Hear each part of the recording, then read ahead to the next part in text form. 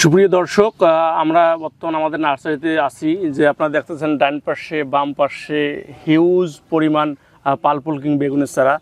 আমরা যে সকল কৃষক ভাইরা বর্ষাকে কেন্দ্র করে পালপুল কিং বেগুন লাগানোর চিন্তাভাবনা করতেছেন, তারা আমাদের সাথে স্ক্রিনে যে নাম্বার দেওয়া আছে যোগাযোগ করবেন। বাসযোগে সারা বাংলাদেশ আমরা চারা ডেলিভারি দিয়ে থাকি। এবং সবচেয়ে মজার বিষয় হলো কি, আমাদের কাছ থেকে কোনো সময় আপনারা যাতে প্রতারিত হবেন না। আমাদের কাছ থেকে যে কৃষক ভাইয়েরা চারা সংগ্রহ করছেন বা অনেক দিন থেকে করতেছেন, তারা আমাদের সম্পর্কে অবশ্যই জানেন। তা আমাদের বর্তমান বেগুনের চারা অ্যাভেলেবেল চারা আছে। আপনার যে কৃষক ভাইরা আগাম বর্ষাকে কেন্দ্র করে বেগুন পালপুল কিং বেগুন লাগানোর চিন্তাভাবনা করতেছেন, তারা এখনই যোগাযোগ করুন। আমাদের স্ক্রিনে যে নাম্বার দেওয়া আছে, আমরা বাসযোগে সারা বাংলাদেশ চারা ডেলিভারি দিয়ে থাকি। এবং পালপুল কিং বেগুনটা যে অনেকটা লাভজনক ফসল, এটা দীর্ঘদিন ফলন দেয়। এবং পালপুল কিং বেগুন গাছ থেকে গাছ, লাইন থেকে লাইনের যে দূরত্বটা অবশ্যই এটা মাথায় রাখতে হবে। আপনার লাইন থেকে লাইন 36 ইঞ্চি, গাছ থেকে গাছ 30 ইঞ্চি। এবং এটা কোনো কারণেই খুব চাপায় লাগানো যাবে না।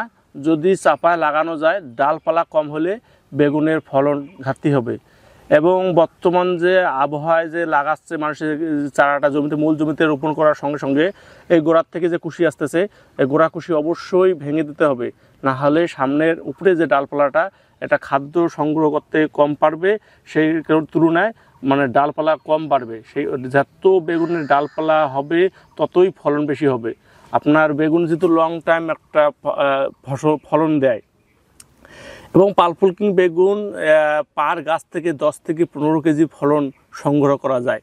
যে কৃষক ভাইরা যে নিয়মে লাগানো কথা, সেই নিয়মে যদি আপনার চারা মূল জমিতে লাগাতে পারেন, যে কাঙ্ক্ষিত যে ফলাফলটা আপনারা এটা পাবেন।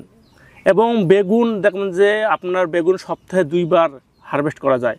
প্রতি হারভেস্টে অবশ্যই মূল জমিতে খাবার দিতে হবে। অনেক কৃষক ভাইরা বলে যে ভাই, প্রথমের দিকে বেগুনগুলো অনেক লম্বা ছিল, সলসলা ছিল, অনেক কালার ভালো ছিল, যে এটা মনে করেন যে এখন তো ছোটো হচ্ছে, সেকেন্ড হচ্ছে। কেন? এটা অবশ্যই খাবার না দেওয়ার কারণে। আপনি বারবার যে এখান থেকে ফলন নিচ্ছেন, যদি খাবার না দেন, সেক্ষেত্রে ফলনের ঘাটতি হয়ে যাবে।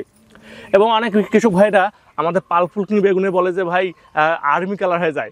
এটা ভাই, এটা তো শীতকালীন জাত, আপনার গ্রীষ্মকালীন হালকা এটা হবে। এটা যখনই টেম্পারেচারটা কমে যাবে, আবার স্বাভাবিক ঠিক হয়ে যাবে।